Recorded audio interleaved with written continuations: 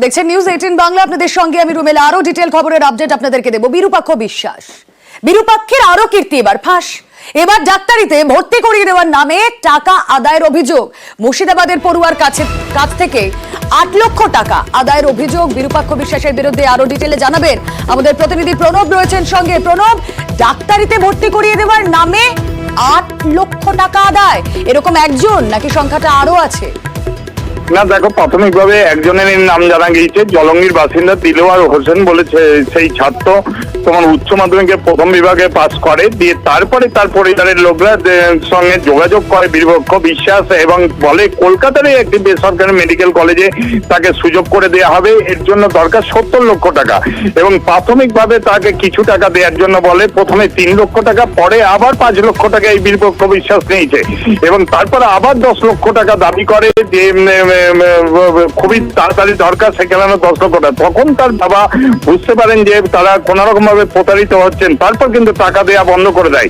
এরপরে কিন্তু তার কাছে একাধিকবার সেই টাকা ফেরতের দাবি জানালেও সেই টাকা কিন্তু ফেরত দেওয়া হয়নি এবং তারপরে তিনি জলঙ্গি থানাতে ডায়েরি করেন। এরপর কোন রকম কাজ না হয় যে বহরমপুরে জেলা জজ কোর্টের সে আদালতে শরণাপন্ন হন। এরপরে কিন্তু 45,000 টাকা তাকে ফেরত দেওয়া হয় এবং এই বিরূপাক্ষ বিশ্বাস তারপরে কিন্তু স্বীকার করে যে টাকা নেওয়া হয়েছে এবং সেই টাকা ফেরত দেওয়া হবে, কিন্তু সেই টাকা কবে ফেরত দেওয়া হবে সেটা কিন্তু বলেননি।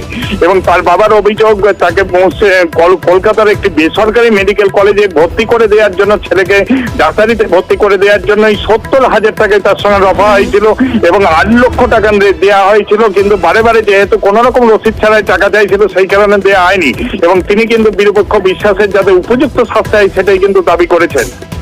ধন্যবাদ প্রণব। নিট পরীক্ষার রেজাল্ট হওয়ার পর কিছু মার্ক যখন কম হয়ে যায় ছেলে, তখন আমি ওর সঙ্গে যোগাযোগ করে আমি বলি যে এটা কি করা যায়। আলোচনা করে আমাকে বলে যে আপনি আজকালের মধ্যে তাহলে সিট বুকিংয়ের জন্য আমাকে 3 লক্ষ টাকা দিয়ে দেন। আর আমার সঙ্গে যেটা বললো কেপিসি কলেজে আমি অ্যাডমিশনটা করে দেবো, এর জন্য 76 লক্ষ টাকা টোটালে লাগবে। সেটা ভর্তি করার সময় আপনাকে স্কুল টিউশন ফিজ হিসাবে চেক দিয়ে দিতে হবে। 1 মাস পরে আবার বলছে 10 লক্ষ টাকা লাগবে নগদ। ওই ডাক্তারবাবু আমাকে উল্টোপাল্টা হুমকি কথাবার্তা বলে, টাকা নিয়ে নিই, যা পারিস তাই করে নিই, নানান রকমের কথাবার্তা বলেছিল। প্রথমত জেনারেল ডায়েরি করি, কিনারায় হয় না, কোনো তদন্ত হয় না, আমি কোর্টে কেস করি।